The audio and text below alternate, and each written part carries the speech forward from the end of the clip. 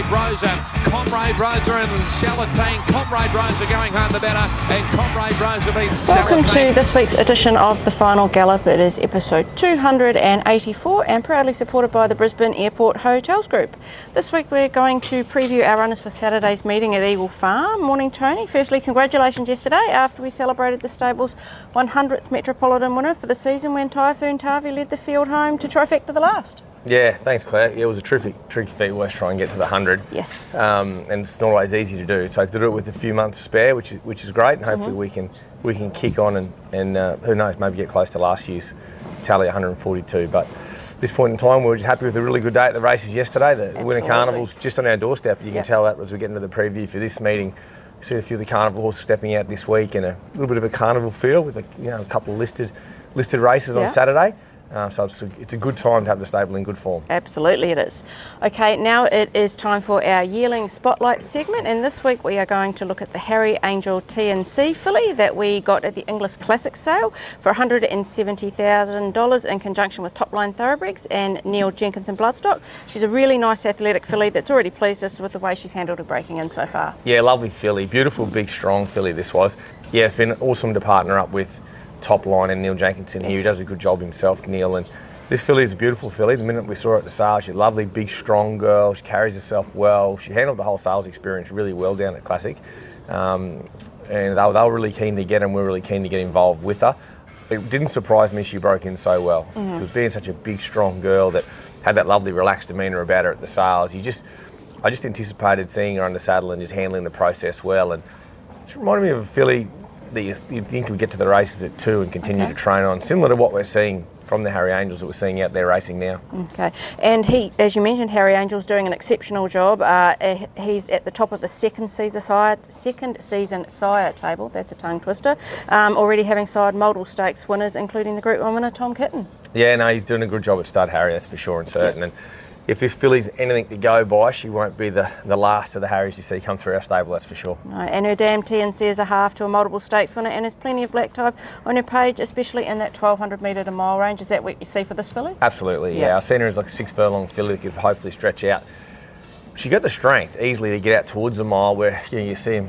When you look at these yearlings, you picture where you might kick them off at 2 and we're into, and she's sort of the filly I thought was a lovely JJ Atkins sort of style filly for the Winter Carnival as a 2-year-old. So that's what I saw of her when I looked at her as a yearling. We'll get her in the system and see how she progresses, but it's certainly been a case of so far so good. Okay, so if you are interested in securing a share in this filly, please get in contact with us at sales@gollanracing.com.au, or you can contact any one of us directly. Okay, this week we also have our latest promotion courtesy of the Brisbane Airport Hotels Group. The prize will be a racing package at the Novotel Brisbane Airport, including a night's accommodation, early check-in, welcome drinks, a transfer to the track and a buffet breakfast for 2. To enter, head to our Facebook page and look for this week's post about the Final Gallop. Click on the link that we provide and enter your details to go in the draw to win, and the winner will be announced on next week's show. Good prize. Very good prize. Good prize, yeah. Can I enter? And I hope, can we, all of us? Oh, I hope so. It's a good prize. Alex, we need to get some stipulations on that. Yes, exactly. Okay, on to the preview for our runners at Eagle Farm on Saturday. The rail will be in the 1 metre position. The track is currently a good 4, with a forecast for mostly fine days ahead. Should be a good track unless we get some showers during the meeting, you'd think? Yeah, there's a bit of a change in the weather. I'm not sure. We were looking at rain, it's actually middle of the week, like we should have been wet by now, and then it was going to be all right, but now there's a big change about. So look, I'm not going to get into weather forecast. They get it wrong way more than they get it right. So I think we'll just have to wait and see. Did gallop at Eagle Farm. They have shifted that a rail of 7.5 metre, put it back now to 1 metre. So they're obviously very happy with that inside section. We did gallop on it Tuesday morning, and I must say we were still getting into the track a little bit. So I don't expect to see it visually as good as what you would like if you're at home watching the race. I think the last meeting was pretty clear to see that it visually looked to race quite chopped out. I think we'll see a little bit more of that again on Saturday, but the talk from the club is that the route system is improving well, which is really pleasing to hear heading into this Winter Carnival. Okay. Race 1 is the Class 3 plate over 1,000 metres. We will have 2 runners in this. We'll start with Devastating. He'll carry 60 kilos. Vlad Jurek rides barrier 6. He's paying $26 to win and $6 for the place. He's looking to make amends after a lacklustre first up performance when he got tired late, and he does have a good second up record. Yeah, he improved sharply second up. He definitely got ground that wasn't to suit him first up, and I think Vlad had that right on him. He'll understand him better. He was his own worst critic when he came in off riding him first up, and I think if we can see a genuine good track here on the weekend, you can see him improve sharply. Okay. Second runner we have is Hidden Well, 60 kilos, Jimmy Orman on board, barrier 8. He's currently paying $7 to win and $2.20 for the place. Big run last start, flying home for second at this track and trip on a soft track. Yep, it'll be my each way of the day. We'll get it out nice and early. Yep. It's going super. He's finally drawn a relatively good draw. Yep. Got to go back, give him a long start and come round them, where the winner went back and up the inside the other day and got through them. I thought he was excellent. He was as good as the winner. Yep. Just had a wider run. I think off a better run here in Transit, like just parking just behind the speed, because naturally he can be closer. Yep. I think he's a real chance here. There's no doubt the favourite's the one to beat of Toby Edmonds, but I think this horse is really going good now. So he's on top of it. Oh, he's on top at the moment. I think he's one of my best each-way players of the day. Yep, okay.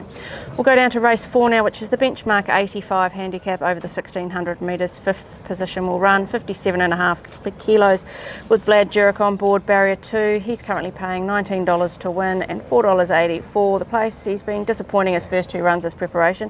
You have changed a few things up with him into this race, including some gear changes. Yep, taken all that gear off him, the crossover and the tongue tie, and put a set of blinkers on him. His work since has been very encouraging, very sharp. I'm going to ride him completely different here as well, give him a good kick in the guts out the gates and get him into the race, and pop him over a few hurdles tomorrow. So we'll just keep him thinking, because he's dead set got me thinking his prep, that's for sure. Yeah. We've mixed a lot of stuff up with him and his work, and look, he's got the ability to run well in these races. On his first 2 runs you couldn't have him at gunpoint, but I can see a big improvement with the gear changes and the sharpness in his work since that last start. Okay. Race 5 is the benchmark 68 handicap over the 1805 metres. Sacred Feeling will run in this. She'll carry 57 kilos. Jimmy Orman will ride her, and she's drawn barrier 6. She's currently paying $2.40 to win and $1.24 for the place. Hasn't been far off them in 3 runs back this preparation. Does like this track and distance and gets the blinkers on for the first time. Yeah, she's got worried out of it, I thought, the other day. She travelled like a winner the whole way. If anything, she might travel a touch too good mid-race. I'm hoping the blinkers don't entice that even more. But in her work on Tuesday with them, she just relaxed beautifully. So it didn't have that effect on her whatsoever. Thanks, mate. It didn't have that effect on her whatsoever in track work. So I'm hoping that's the same in the race. She does appear to be the right horse for this race.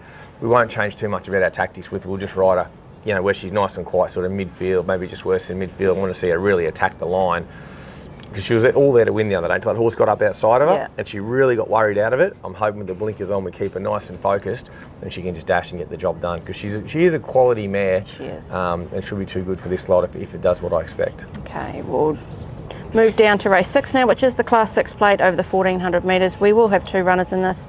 Star of Chaos will carry 58 kilos. Jimmy Orman will ride her, barrier 13. Her early odds at the moment are $5 to win and $1.85 for the place. She improved second up last start at Eagle Farm, and the rise to the 1400 metres and the good track conditions should help her. Yeah, well, she'll roll forward here. She looks the speed in the race. It's another sort of solid up run what she needs. She sort of got behind the winner the other day, and it had a weight claim on us on point. It just kept kicking. It was too sharp for us.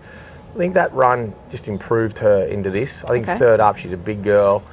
She'll be a lot better again. She drops in weight. She rolls forward. I know she's up a little bit in grade, but I think if she can run well here, I can realistically start looking at the silk stocking with her at a lightweight. So it's a right race for her. I think even off the wide draw with her racing pattern, she can overcome it. Okay. Second runner is TikTok Queen, 53.5 kilos. Damien Thornton rides, barrier 4. At the moment, she is paying $6.50 to win and $2.10 for the place. Well, she was okay first up, but probably didn't appreciate the chopped up track by her race.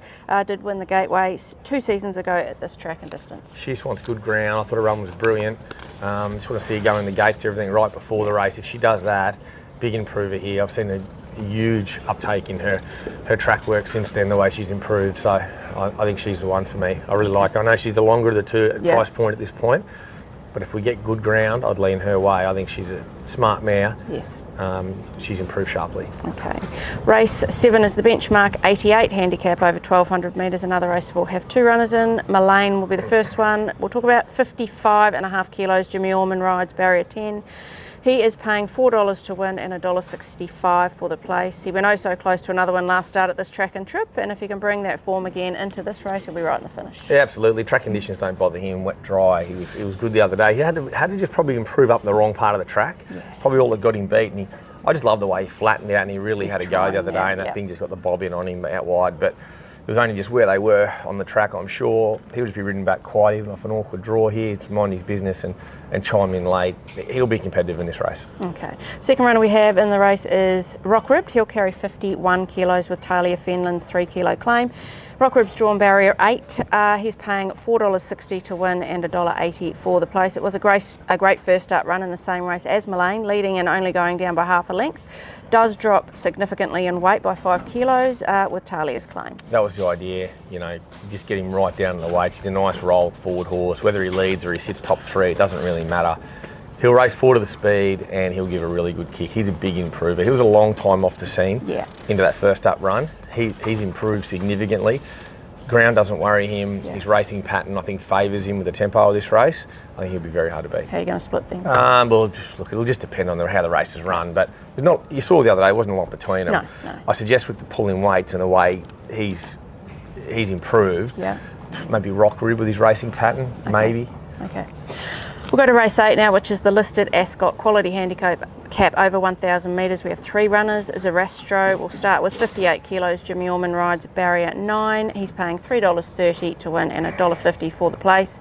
First up after the winter and 2 dominant stakes wins last preparation. Impressive trial win last week. Yeah, nice horse, this bloke. He thought his trial was good. His recovery from the trial was terrific. His work here Tuesday was really good with his recovery as well. So I was keen to go to the race. We'd often give them 2 trials or jump outs into a prep, but I just felt it was too good an option not to want to kick off here. And it sort of shapes the way we can go from here during the carnival. But I'm not too worried about the gate. He's a quick beginner, puts himself in a prominent position, whether he leads or he sits second or third. I don't think it matters. He'll run really well, this horse. Okay, second runner is All That Pizzazz, 57 kilos. Johnny Allen rides barrier 6. At the moment, All That Pizzazz is paying $6.50 to win and $2.10 for the place. He's another one first up, coming off 2 stakes wins last preparation, and he does love this track and trip. Very fit horse, done really well in his prep, getting ready for this. Thought his trial was good behind Rothfire the other day. It was a slower time, but his work Tuesday with his recovery was brilliant. He's up to the mark. He gets a lovely run just stalking the speed here. Good to have Johnny Allen up here on board.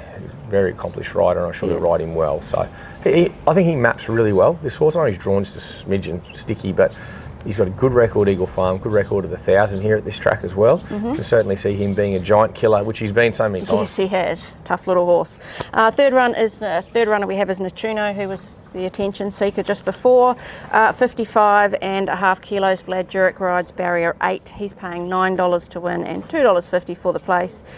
He is the third of our runners first up for the preparation and had an explosive first up win last prep in the Swiss Ace. Yeah, well, these horses are all the same. They're sort of all profiling to kick off here, and then I can sort of shape their preps where I want to go. He's only had the 1 trial as well. I thought he was pretty good in that trial. I loved his mannerisms more so, and that's why I'm seeing him here. He's had the unkindest cut of all during his break. He's been gelded, so he's come back a much more manageable horse on the tracks. He's still the same quite beautiful animal around the stable here. He's just a gorgeous horse. But on the track, I see a big difference in the way he's able to control himself and his track work, etc. So he'll play the stalking role here. The speed will roll along, and they'll be all looking at each other, the speed horses too, particularly with 2 or 3 of them all on the market. And that's the horse I mean there is Prince of Boom, Zarastro and Petronius. They're all short up in the market, and they're all going to be 1, 2, 3. So it's what they decide to do, which will give the horses like Nettuno and All That Pizzazz that'll play that stalking role just behind them. But he's got the quality Nettuno, and I think come back as a gelding, you'd never ride him off in a race like this. I'm going to sit on the fence with my 3. I think it's a very intriguing race to start. It's not the official start of our winter carnival, but it is for our stable. It's our winter carnival start. Okay, race 9 is the Listed Daybreak Lover for the 3-year-olds over the 1,400 metres. Transatlantic runs 57 kilos. Jimmy Orman on board, barrier 17. He is paying $7.50 to win at the moment and $2.50 for the place. He did win like a stakes horse 2 starts ago at Eagle Farm, and then led them up last start and was overrun in the last 100. Might need some luck from that gate though. Yeah, I spoke to Jimmy Orman about this yesterday. I did sort of indicate that it was his problem now, not mine. I was going to wait 4.5 weeks and go straight to the Guineas. I was just a bit reluctant in case he was a bit too fresh at the mile with that space between runs.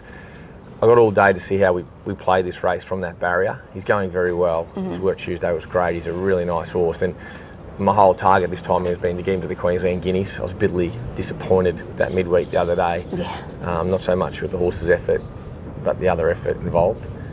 He's going really well. Super happy with him. Gate makes it tricky, but everything's on target for the Guineas still with him.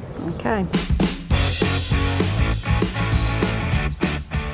We are into the final furlong of this week's Final Gallop. Who is your best winning chance at Eagle Farm on Saturday? Well, I think the weather and the track will play a really key into this here. I think we look at last Eagle Farm meeting, they had it down to soft 6. It rode and it raced wetter than that, and it definitely enhanced or had a negative effect on some horses' chances. So I really haven't got anything I want to put out here, but I do love that Blinker's sort of first time on horses, so I'll stick with Sacred Feeling. Okay. I quite like her as a mare. She feels really good at the moment, and I think in the similarish grade with a set of blinkers on, she's probably my best chance. Okay, and you mentioned your each way chance before? Yeah, I think I've got a few each way chances on the day. I'll stick with Hidden Wealth early in the meetings. I think he'll handle whatever ground I put. I could easily have something like TikTok Queen. I could have Nettuno, all that pizzazz at each way odds as well in the Ascot. I'm really keen on us winning that race, that's for sure.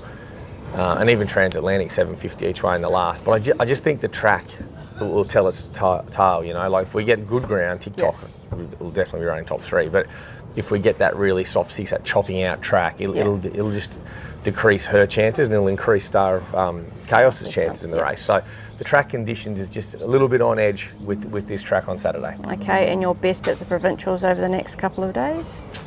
Provincials the next few days is a bit tricky. If we get a spit of rain, Sunshine Coast will go to the Poly, and we won't be taking part in that fiasco.